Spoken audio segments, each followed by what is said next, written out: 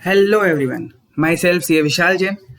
आप देख रहे हैं टाइप्स ऑफ कंपनी के बारे में।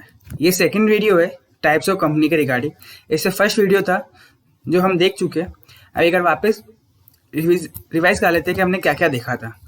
पहले हमने देखा था on the basis of liability company का डिविजन, फिर हमने देखा था on the basis of members. अब हम देखेंगे कंपनी का division on the basis of capital.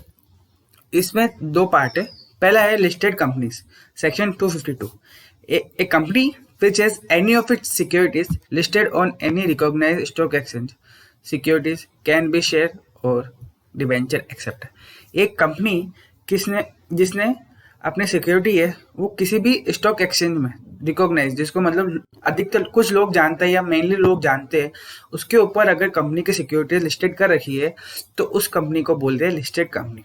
Securities जरूरी नहीं है कि शेयर्स ही हो, वो डिबेंचर भी हो सकती है, वो प्रेफरेंस शेयर्स भी हो सकते हैं। ये फैसिलिटी पब्लिक कंपनी को ही मिलती है। ये प्राइवेट कंपनी को फैसिलिटी नहीं है कि वो अपने शेयर की ट्रेडिंग या शेयर को लिस्टेड करा सके किसी भी स्टॉक एक्सचेंज पे। फिर सेकंड आते हैं अनलिस्टेड कंपनी, मतलब कंपनी जिसकी कोई भी प्रकार की सिक्योरिटी स्टॉक एक्सचेंज पे नहीं है तो वो बोलते हैं अनलिस्टेड कंपनी। इसमें डेफिनेशन तो यही है कि company other than listed company or unlisted company. फिर on the basis of control, इसके अंदर तीन तरह की कंपनीज होती है on the basis of control: holding, subsidiary और एसोसिएट। होल्डिंग मतलब सपोज आप किसी घर में नीचे रहते हैं तो उसकी होल्डिंग का मतलब क्या होता है, आपके ऊपर वाली कंपनी, आपकी ऊपर वाली कंपनी होगी आपकी होल्डिंग। आपकी सब्सिडरी जो आपसे नीचे रहते हैं। एसोसिएट, एसोसिएट मतलब जो आपके नीचे के नीचे रहते हैं उसे बोलेंगे हम एसोसिएट। देखते हैं, होल्डिंग सबसे ऊपर, सब्सिडरी उससे नीचे और एसोसिएट सबसे नीचे। ऐसे अलग अलग कंपनीज आती है पर हम धीरे धीरे देखेंगे। सबसे पहले holding company, section 2 subsection 46। A company is a holding company in relation to one or more another companies, means a company in which such companies are subsidiary company. Definition तो बहुत बढ़िया दे रखी है कि एक कंपनी होल्डिंग कंपनी तब कहलाएगी, नहीं, एक होल्डिंग कंपनी तब बनेगी जब कोई दूसरी कंपनी इस कंपनी की सब्सिडरी बनेगी। कुछ समझ में नहीं आया होगा, बिकॉज मैं अगर पढ़ने में गलती कर रहा हूँ तो आपको समझने में तो कैसे ही आएगा। मतलब होल्डिंग कंपनी हम तब मानेंगे किसी भी कंपनी को जब कोई दूसरी कंपनी इस कंपनी की सब्सिडरी होगी। अगर कोई सब्सिडरी है तो मैं होल्डिंग बन जाओगी। अब सेकंड आता है subsidiary company, section 2 sub section 87। एक company in which the other company, मतलब जो होल्डिंग कंपनी, यहाँ पे सब्सिडी होल्डिंग में तो बता रखा है कि अगर कोई मेरी सब्सिडरी है तो मैं उसकी होल्डिंग हूँ। सब्सिडरी में ऐसा बता रखा है कि अगर किसी और कंपनी ने मेरी कंपनी में control the composition of BOD कर रखा है या एक्सरसाइज और control more than 1/2 of the total share capital either its own और टुगेदर विद वन और मोर ऑफ इट्स सब्सिडरी। मतलब सब्सिडरी में असली डेफिनेशन दे रखी है कि अगर किसी कंपनी ने, जो कि मेरी होल्डिंग है, अगर मेरे बोर्ड ऑफ डायरेक्टर्स और कंपोजिशन को वो कंट्रोल कर सकता है या मेरी जो हाफ शेयर कैपिटल है उसके अगर 50% ज़्यादा शेयर कैपिटल किसी और पर्सन के पास है तो वो मेरी होल्डिंग कंपनी बन जाएगी। इसमें एक पॉइंट भी है कि अगर दो कंपनीज है, एक कंपनी है जो कंपोजिशन ऑफ बीओडी को कंट्रोल करती है, मतलब वो बोलेगी उसी को डायरेक्टर बनना है, वो बोलेगी उसी को डायरेक्ट हटा सकते हैं, सारा कंट्रोल उसके पास है। और एक दूसरी कंपनी है वो 50% से ज़्यादा शेयर कैपिटल कंट्रोल करती है। तो अब इन दोनों में से होल्डिंग कंपनी किसे माना जाएगा, क्योंकि होल्डिंग कंपनी तो सिर्फ एक ही होती है। इन दिस केस जो होल्डिंग कंपनी है उसे माना जाएगा जो कंट्रोल करता है composition of BOD, because members को कंट्रोल करना होल्डिंग नहीं कहलाता। अगर आप बीओडी को कंपोजिशन करते हो, बीओडी को कंपोज कर सकते हो, तो आप एक तरह से कंपनी का माइंड कंट्रोल कर सकते हो। आप जो बोलोगे कंपनी में वही होगा। एक एग्जांपल देखते हैं कि ए लिमिटेड एक बी लिमिटेड है। A limited control the composition of BOD of B limited. तो इस केस के अंदर जो ए लिमिटेड है वो होल्डिंग बन जाएगी बी की, और इन अदर वे हम बोल सकते हैं कि B limited is subsidiary of A limited.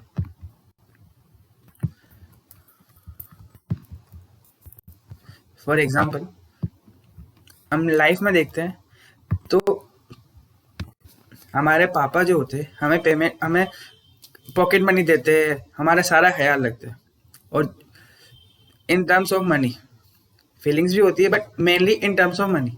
और जो मम्मी होती है वो ये कंट्रोल करती है कि हमें क्या करना है क्या नहीं करना है। तो घर में सबसे ज़्यादा चलती किसकी है? जो सबको कंट्रोल करके रखता है, ये जो पापा जो पैसे लेके आते हैं, जो पैसे कमाते हैं, वो पैसे खर्च करते हैं, वो घर चलाते हैं। तो इन दिस केस आप सबको पता है कि जो घर होता है वो मम्मी से चलता है, और मम्मी ही एक तरह से होल्ड करती है पूरे घर को। ये एग्जाम्पल था आपको समझने के लिए।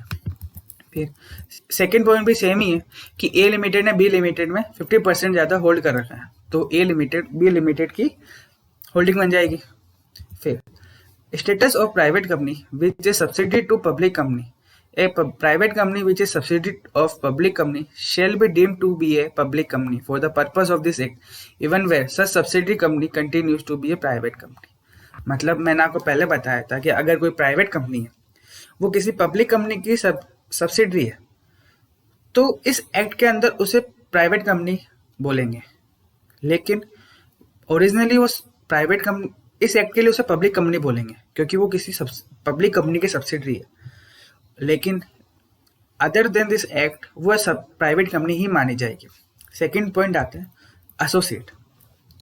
अब आप ये मान लीजिए कि होल्डिंग हो गया हमारे ऊपर वाले, हमारे मकान मालिक, ठीक है, और सब्सिडी हो गए किसी की किराएदार। और एसोसिएट क्या होता है?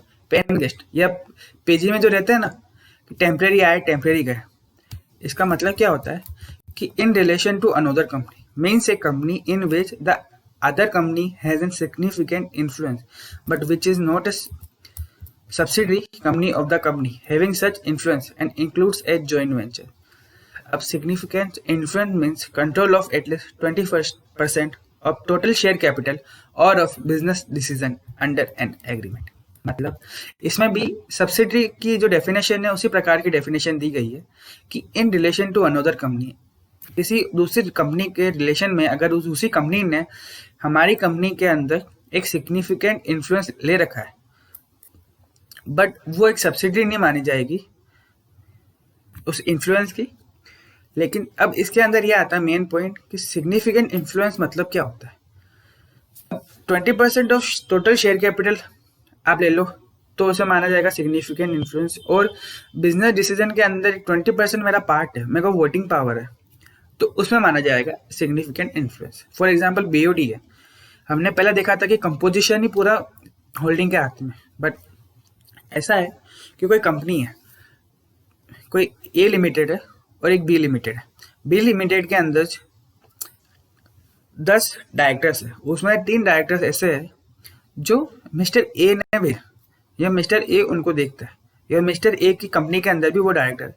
तो अब मिस्टर ए की कंपनी जो बोलेगी वो 3 डायरेक्टर आगे बीओडी की मीटिंग में बोलेगा।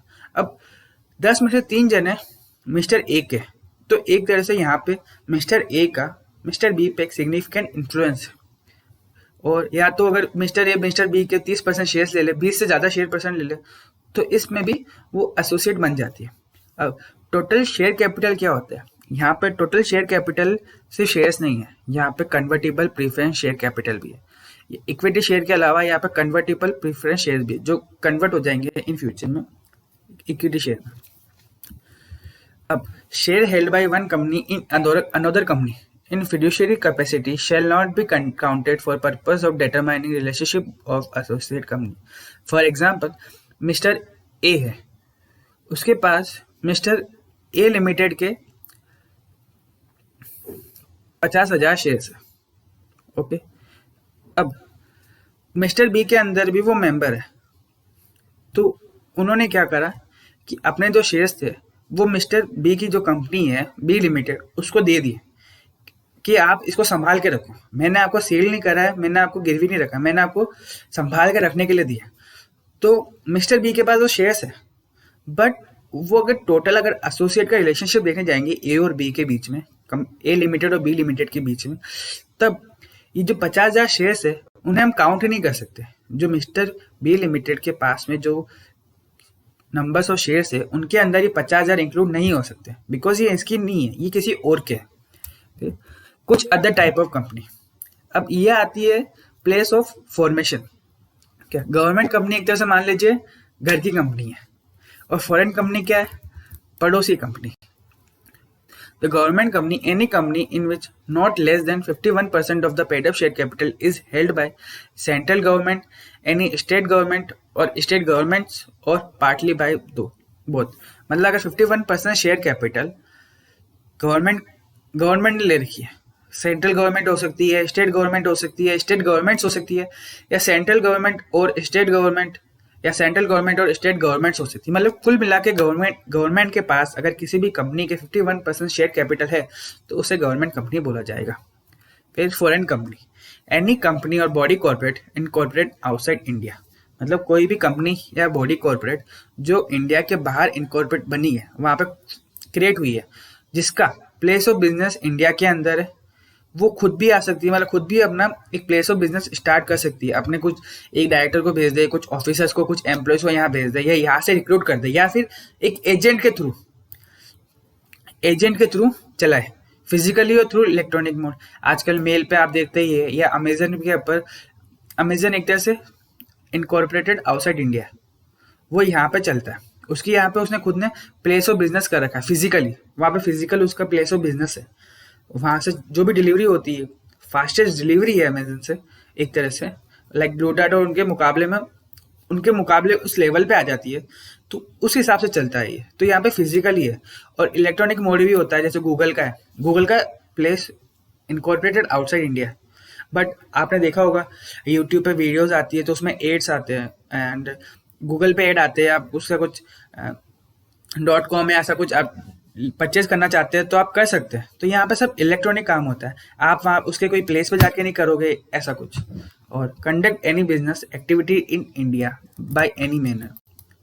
मतलब फॉरेन कंपनी क्या होगी कि जिसका इनकॉर्पोरेशन आउटसाइड हुआ है, इंडिया के अंदर कोई प्लेस ऑफ बिजनेस है, फिजिकली भी हो सकता है, इलेक्ट्रॉनिक मोड भी हो सकता है, बाय खुद सेल्फ भी हो सकता है, या बाय एजेंट के थ्रू हो सकता है, और इंडिया के अंदर उसका कोई बिजनेस होना चाहिए। मतलब ऐसा नहीं कि आके बैठ गया, कुछ काम नहीं कर रहा, तो वो फॉरेन कंपनी नहीं माना जाएगी। अगर उसका कोई काम हो रहा है, यहाँ पे कोई बिजनेस एक्टिविटी हो रही है, तभी ऐसा माना जाएगा कि ये फॉरेन कंपनी है। फॉर एग्जाम्पल जो ये अमेजन है या अदर जो भी है, जैसे डेल वगैरह है, यहाँ पे इनका फिजिकल अपीयरेंस है, फिजिकल स्टोर्स है डेल के, उस प्रकार से। फिर सेक्शन 8 कंपनी। सेक्शन 8 कंपनी क्या है, बेसिकली ये एक तरह से एनजीओ है, नॉट फॉर प्रॉफिट ऑर्गेनाइजेशन का टाइप है।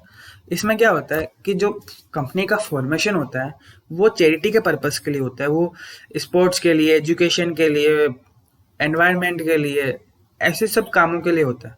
इसमें जो मेंबर्स है उनको बेसिकली डिविडेंड नहीं मिलता, प्रॉफिट नहीं मिलता। एक तरह से अगर आप कोई चैरिटी करते हैं, यहाँ पे कुछ लोगों ने मिलकर एक चैरिटी करना स्टार्ट किया, एक कंपनी बना दी, उससे चैरिटी करना स्टार्ट किया, उसमें डिविडेंड खुद को कुछ नहीं मिलता। तो हम इसके बारे में पढ़ते पूरा, फिर समझते भी है। Formation of companies which are form to promote charitable objects of commerce, art, science, sports, education, research, social welfare, religion, charity, etc. Such company intend to apply its profit in promoting its object, prohibits payment of any dividend to its members. Example है FICCI, national sports club of India. तो मतलब basically क्या है कि company का formation होता है to promote charitable objects. वो क्या होते हैं, commerce, art, science, sports, education, research, ये अलग अलग तरीके होते हैं जिनमें आप चैरिटी कर सकते हैं। और इसका जो कंपनी होती है उसका जो प्रॉफिट होता है, इन्होंने सोच रखा होता है, ये इन्हें करना पड़ता है अपने ऑब्जेक्ट को प्रमोट करने के लिए, बट ये प्रोहिबिट्स करते हैं any dividend to its member. आप अपने डिविडेंड को किसी भी प्रकार का पेमेंट नहीं दे सकते। Power of central government to issue licence. अब CG में registered persons or association of persons as a company with limited liability without addition of words limited or private limited to its name. Registrar shall on application registered as a company under these sections. On registration, all privileges and obligation as a limited company shall enjoy by this company. मतलब जो central government होता है वो registered कर सकता है person या association of person एक कंपनी के रूप में विद लिमिटेड लाइबिलिटी। इसके अंदर भी लिमिटेड लाइबिलिटी होती है, इसमें अनलिमिटेड। इसके अंदर ऐसा होता है कि आपको लिमिटेड या प्राइवेट लिमिटेड लगाने की जरूरत नहीं है। इसकी जगह आप और भी अच्छा कोई वर्ड यूज कर सकते हैं, लाइक क्लब है, एसोसिएशन है, ग्रुप है, एक्सेट्रा। और रजिस्ट्रार है ऑन एप्लीकेशन, जो एप्लीकेशन उसके पास आती है कंपनी के थ्रू से, वो रजिस्टर कर सकता है इस एक्ट के थ्रू, इस सेक्शन में उसे रजिस्टर्ड कर सकता है। और इसमें रजिस्ट्रेशन होने के बाद में जो प्राइवेट कंपनी को प्रिविलेज मिलते हैं और जो उसके पास ऑब्लिगेशन है वो सब उसे फुलफिल करना पड़ेगा, इस कंपनी को भी फुलफिल करना पड़ेगा, चाहे वो इस पे आगे अपना नाम लिमिटेड लाइबिलिटी लगाए कि ना लगाए, लिमिटेड लगाए नहीं लगाए, लेकिन उसे करना पड़ेगा। Revocation of licence, CG may by order revoke license where company contravenes of any of requirement of this condition of this section, subject to which license is issued to him or where affairs are conducted fraudulently or violation of the object of the company or prejudicial to public interest. On revocation, registrar shall put limited or private limited against the company. But before revocation, CG shall write a notice of its intention to revoke the license and opportunity to be heard in the matter. Means CG जो होता है एक order के द्वारा ये licence revoke कर सकता है जब कंपनी किसी भी प्रकार से कंट्रावेंशन ऑफ लॉ करती है, लॉ को तोड़ती है या किसी भी रिक्वायरमेंट को जो हमने आपको जो ये लाइसेंस दिया सेक्शन 8 कंपनीज का, अगर आप उसकी कोई भी कंडीशन, कोई भी रिक्वायरमेंट को आप ब्रेक करते हो तब आपकी जो लाइसेंस है वो रिवोक हो सकता है। या जो आपका अफेयर्स है, जो कंपनी के अफेयर्स है, वो आपने बोला चैरिटी के लिए हो रहा है लेकिन आप फ्रॉड करने के लिए यूज ले रहे हो, या जो आपने कंपनी के ऑब्जेक्ट्स रखे थे उनको वायलेट कर रहे हो या पब्लिक को धोखा दे रहे हो, तो इन दिस केस सीजी जो होता है may revoke the licence. For example आपने बोला कि आप दवाई बनाएंगे, क्या आप दवाई बनाएंगे या सस्ते में दवाई देंगे, but at the time of real public dealing आप ऐसा कर रहे हो कि आप नकली दवाई दे दो, या जो प्राइस है दवाई का वो 100 रुपीज़ है, आपने गवर्नमेंट को बोला कि हम 100 रुपीज़ तक देंगे अप्रोक्सीमेटली, बट आप उनसे 1000 रुपीज़ ले रहे हो बिकॉज वो दवाई रेयर है, वो ऐसे मिलती नहीं है, तो आप उनसे जानबूझ के लोगों को हार्म कर रहे हो या उसे गलत चीज़ दे रहे हो। या आपने बोला कि आप मतलब किसी भी प्रकार की मतलब बिजनेस में ज़्यादा इन्वॉल्व नहीं होंगे, बट आपका जो मेन पर्पस दिख रहा है धीरे धीरे, तो आप बिल्कुल ही कमर्शियल लेवल पे जा रहे हो, आप कमर्शियली एक्सपांड कर रहे हो बट चैरिटी साथ में कुछ दिखाई नहीं रहे हो, या फिर आप जो मेंबर्स है उनको डिविडेंड दे रहे हो एग्जाम। और अगर रिवोकेशन हो जाता है तो जो रजिस्ट्रार है वो कंपनी के आगे लिमिटेड या प्राइवेट लिमिटेड लगा देगा जो पहले नहीं लगाया था। और लेकिन अगर रिवोकेशन करते हैं तो उससे पहले सीजी अपनी एक इंटेंशन रिटर्न लेटर में कंपनी को देता है कि मैं आपको रिवोक करना चाहता हूँ, रीजन इसका ही है। आपको कंपनी के पास ये ऑप्शन है कि वो चाहे तो वापस reply they they. Order of central government, where a license is revoked, the CG may in public interest order that the company should be amalgamated with another section 8 company having same object to form a single company or wound up। अब जब licence revoke होता है, registrar ने उसके आगे limited और limited liability लगा दिया, बट सीजी अगर चाहे तो वो ऐसा बोल सकता है कि आप ऐसा करो कि आपका लाइसेंस रद्द हो गया, अब मैं बोल रहा हूँ आपको कि आप दूसरी कंपनी के साथ अमालगमेटेड हो जाओ, जिसका भी पर्पस सेक्शन 8 की है।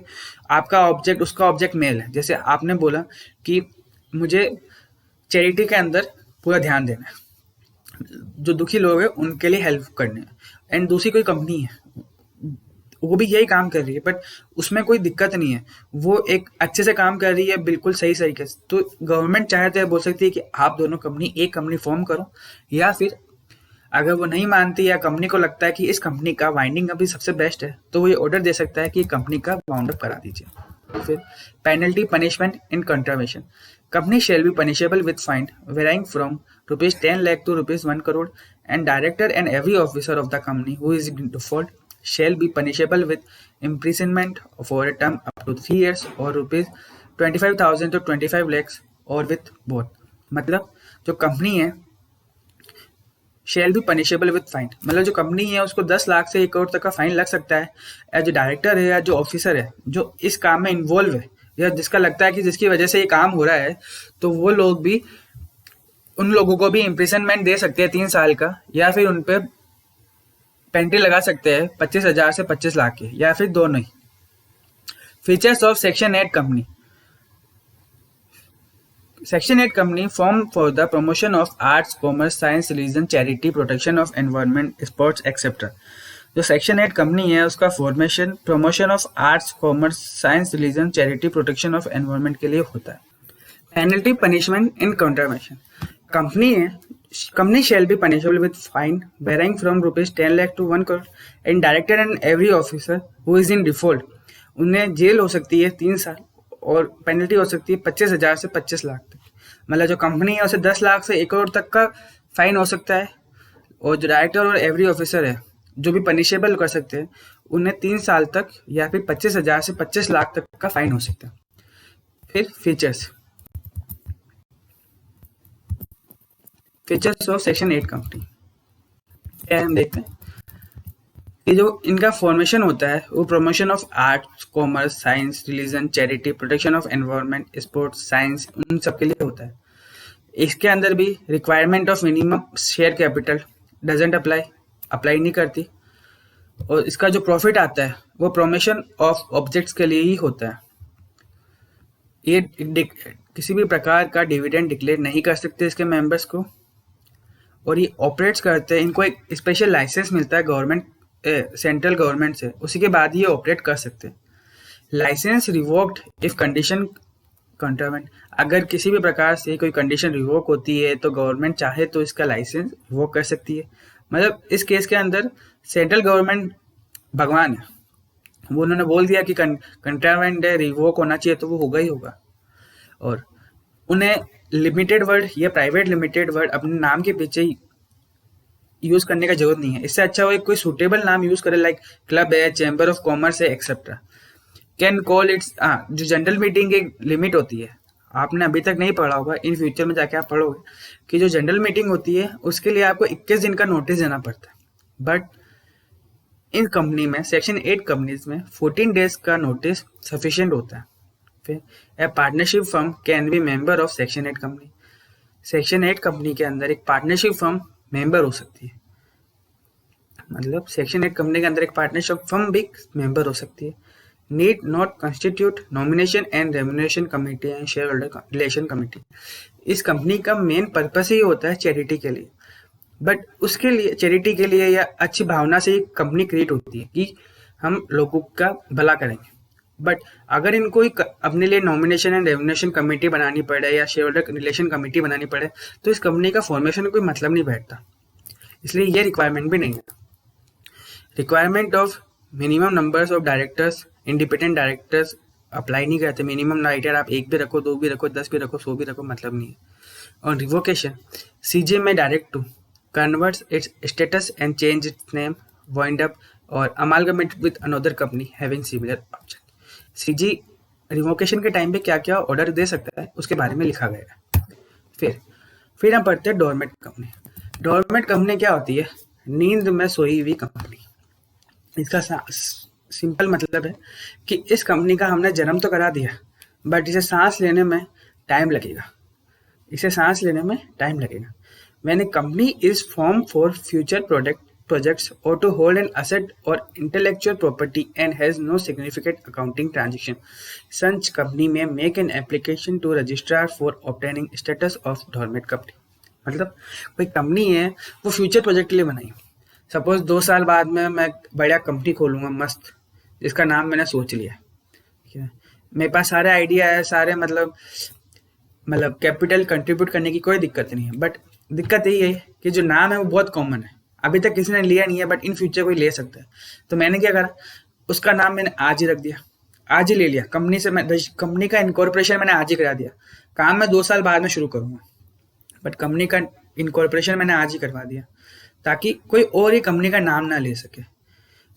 और किसी भी प्रकार से या आपके पास कोई असेट्स को होल्ड करने के लिए या इंटेलेक्चुअल प्रॉपर्टी के लिए इन कंपनी के अंदर कोई स्पेसिफिक अकाउंटिंग ट्रांजेक्शन नहीं होते फॉर ए पीरियड। इसके लिए आपको रजिस्ट्रार को एप्लीकेशन लिखनी पड़ती है कि मुझे डोरमेट कंपनी का रजिस्ट्रेशन दीजिए, उस नाम से मुझे रजिस्ट्रेशन दीजिए। अब हमने बात करी कि सिग्निफिकेंट अकाउंटिंग ट्रांजेक्शन नहीं होता, बट अब हमें ये समझना पड़ेगा कि सिग्निफिकेंट अकाउंटिंग ट्रांजेक्शन क्या होता है।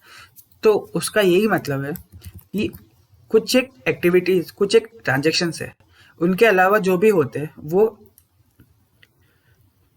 सिग्निफिकेंट अकाउंटिंग ट्रांजेक्शन्स आती है। For example payment of fees to registrar, registrar को इस एक्ट में जो जो पेमेंट जाती है वो हम कर सकते हैं, उसे सिग्निफिकेंट अकाउंटिंग ट्रांजेक्शन्स नहीं मानेंगे। Payment made to fulfil requirement of this act और एनी अदर लॉ, किसी भी एक्ट के अंदर या किसी भी लॉ के अंदर कोई भी रिक्वायरमेंट होती है, लाइक आपने पेन क्रिएट करा, आपने कंपनी इनकॉर्पोरेट करी है, आपने पेन बनाया, पेन कार्ड, तो आपको रिटर्न तो भरना पड़ेगा। रिटर्न भरोगे तो आपको पेमेंट देनी पड़ेगी। तो ये कंपलसरी रिक्वायरमेंट है जो आपको फुलफिल करनी पड़ेगी, अदरवाइज आप फॉल्ट में आ जाओगे। आप लॉ से बचने, मतलब लॉ को फुलफिल कर रहे हो, आप लॉ में कुछ कमी नहीं निकाल रहे, उसको डिफीट नहीं कर रहे, उसको तोड़ नहीं रहे, आप लॉ को फुलफिल कर रहे हो। तो उस केस में आप अगर पेमेंट करते हो तो उस पर कोई दिक्कत नहीं है। अलॉटमेंट ऑफ शेयर्स, अगर आप कोई शेयर का अलॉटमेंट करते हो तो जैसे आपको मिनिमम 2 मेंबर चाहिए, मिनिमम 7 मेंबर्स चाहिए, या मिनिमम इतनी पेड अप कैपिटल चाहिए, आप उसके लिए अगर शेयर का अलॉटमेंट करते हो तो वो सिग्निफिकेंट अकाउंटिंग ट्रांजेक्शन नहीं माना जाएगा। और payment for maintenance office and records, किसी भी प्रकार से हमारा जैसे ऑफिस साफ रखने के लिए प्यून चाहिए, या ऑफिस में वो किताब फाइल्स लानी होती है, पेन लाने होते हैं, ताकि डॉक्यूमेंट्स तो आती है, इनकॉर्पोरेशन के डॉक्यूमेंट आएंगे, रिटर्न के डॉक्यूमेंट्स आएंगे, शेयर के इशू के डॉक्यूमेंट्स आएंगे, तो उनको रखना तो पड़ेगा। तो उसमें अगर कुछ खर्च होता है तो उसे सिग्निफिकेंट अकाउंटिंग ट्रांजेक्शन नहीं माना जाएगा। फिर है निधि कंपनी। निधि कंपनी क्या होता है? एक तरह से company which is incorporated as a Nidhi with objective of cultivating the habit of thrift and saving among its member, receiving deposits from and lending to its member only for their mutual benefit and which complies with such rules as are prescribed by CG। मतलब कंपनी which is incorporate as Nidhi, वो निधि मतलब जिसका objective, company का objective है कि cultivate, मतलब लोगों, उसके जो मेंबर्स है उनके अंदर पैदा करना हैबिट, कॉस्ट को कम करने की या मनी को जो सेव करने की।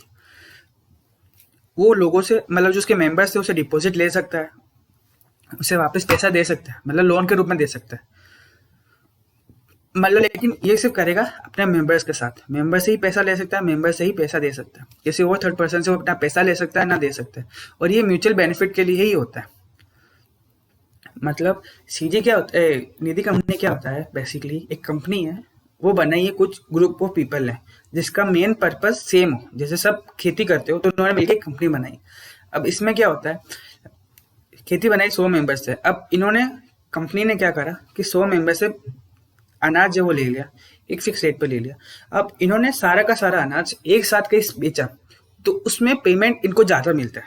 लाइक अगर वो एक ही जना जाके बेचे तो उसके रुपए कम मिलते हैं, मतलब पर केजी रुपए कम मिलते हैं। बट अगर वो एक साथ जाके दे रहा है तो उसे हो सकता है रुपए ज़्यादा मिले, तो इससे इनका बेनिफिट होता है। फिर अगर कोई मेंबर है, उसके पास पैसा है, वो चाहता है कि मैं लोन दे दूँ, तो वो इसको लोन दे देगा कंपनी को। अब कंपनी कम रेट के अंदर दूसरी किसी, जिसको जरूरतमंद किसान है, किसी के मतलब खेत में कुआं नहीं है, कुआं खुदवाने के लिए रुपए चाहिए, तो कंपनी उसे कम रेट में लोन दे देगी। तो एक तरह से म्यूचुअल बेनिफिट्स के लिए है कि जो उसके पास पैसा पड़ा है वो यूज आ जाए, और जो कंपनी वापस जो पैसा है वो किसान को दे दे। उस हिसाब से म्यूचुअल बेनिफिट के लिए होता है। ये बार बार सेमिनार्स कर सकते हैं ताकि उनको पता चले कि भाई कौन सी, एग्जाम्पल हम अभी किसान का ही ले रहे हैं कि कौन सी खाद लेनी चाहिए, या कैसे कॉस्ट कटिंग होती है, या कैसे कैसे इक्विपमेंट यूज करनी चाहिए। फिर आता है पब्लिक फाइनेंशियल इंस्टीट्यूशन, मतलब PFI. No institution shall be notified as PFI unless it has been established or constituted by or under any central or state act or not less than 51% of paid up share capital is held or controlled by the central government, state government or partly by both। मतलब अगर या तो ये किसी special act के अंदर government का कोई भी सेंट्रल या स्टेट गवर्नमेंट के अंदर स्टेब्लिश हुई है, कंस्ट्रक्ट हुई है, या इसके अंदर 51% से ज़्यादा share capital central government, state government या पार्टली बाय बोथ ने ले रखी है। अब इसके कुछ एग्जांपल्स है कि ये आज की तारीख में इंडिया के अंदर फाइनेंशियल इंस्टीट्यूशन है, जैसे कि LIC, जो LIC life insurance corporation act 1956 के अंदर इशू हुई है, के अंदर इनकॉर्पोरेट हुई है, और infrastructure development finance company limited, specified company refer to in the unit trust of India act 2000। तो ये सब एग्जांपल्स है PFI के। PFI हर कोई नहीं बना सकता, इसके लिए गवर्नमेंट का ऑर्डर चाहिए होता है, उसके एक्ट के अंदर कहीं ना कहीं बनता है। तो thank you very much, my self Vishal Jain, और please like, comment and share and subscribe.